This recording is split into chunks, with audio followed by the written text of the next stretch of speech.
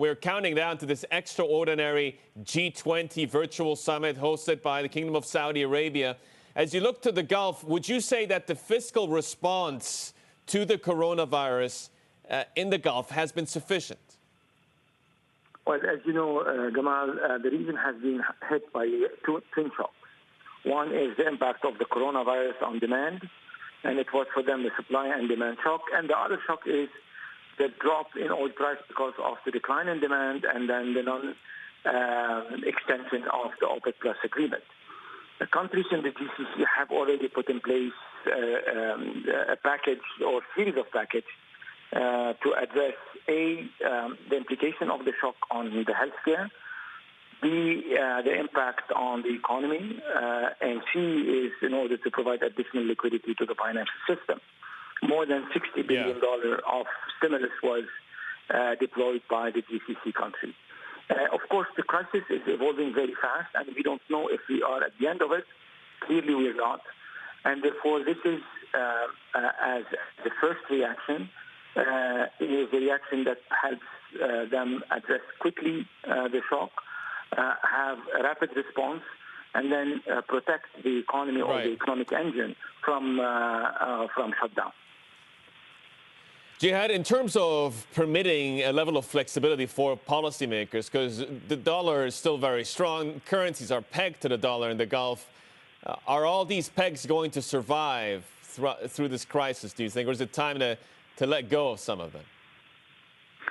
Look, the peg has been serving very well the GCC countries, and it's still appropriate, especially countries who have buffers. They have the ability to use their reserves in order to address the shock. The GCC countries have been subjected to a similar one in 2014, 2015, and since then they have developed a certain number of measures, especially on the fiscal side, in order to reduce their dependence on oil.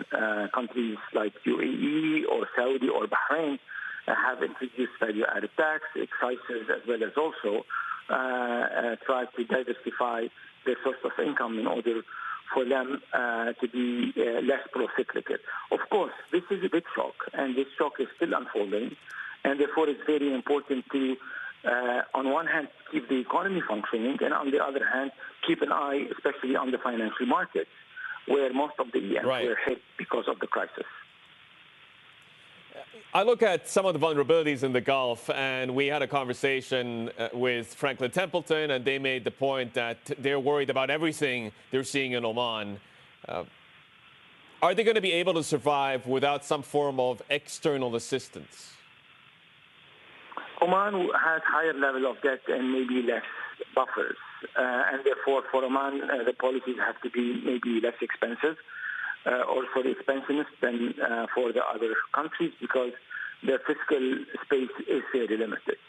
And therefore, they can play within the envelope by redirecting some of their expenditures to address the impact of the coronavirus. And also, they have to implement maybe what others have already done, like the introduction of the value-added tax, as well as also other measures that they were part of the 2030 strategy that Oman has put in place.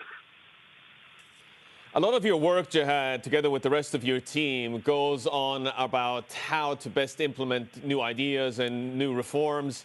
Run me through your thinking around what needs to be done to prevent what could become an exodus of expats. Is it time to revisit immigration legislation to hold on to some of the talented calibers that are in this part of the world? The policies that were implemented exactly were, in fact, addressed in order to preserve the financial health of the SMEs and the private sector. And most of the expats are working in those type of companies.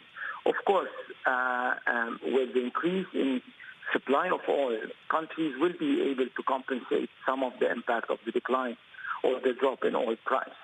Yet there are certain sectors, especially tourism, trade-related activities, and logistics. Those sectors will be affected. In fact, what is important now is to do the best of what government could in order to preserve the engines of the economies and make sure that the countries or these economies can recover fast as soon as we end this COVID-19 crisis.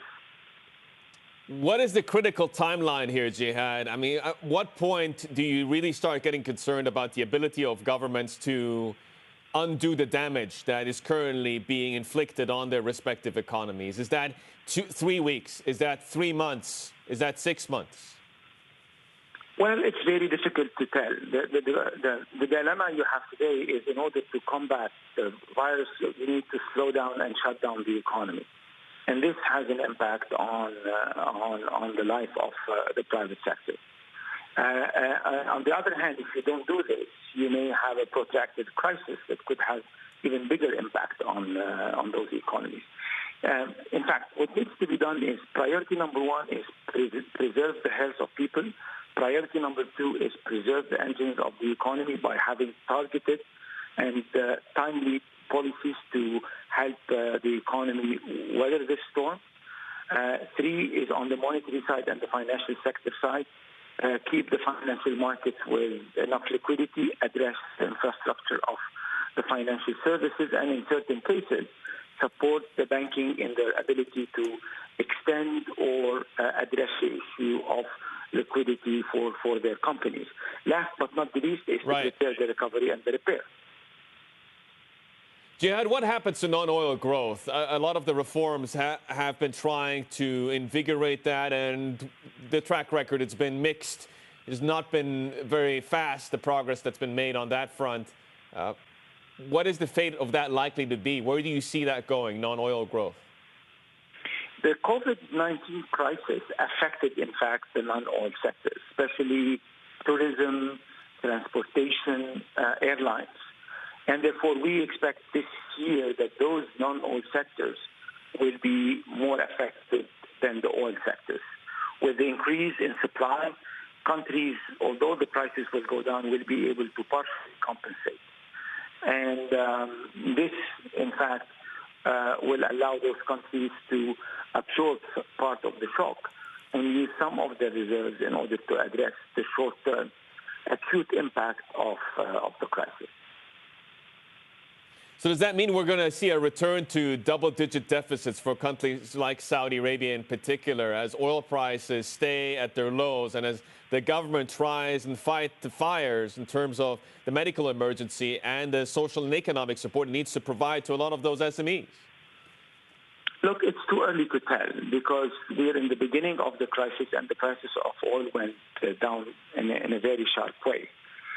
We still need to see how the Q2, Q3 will be globally, if the global economy will recover fast or not. Are we going to see a V-shaped recovery or it's going to be protracted?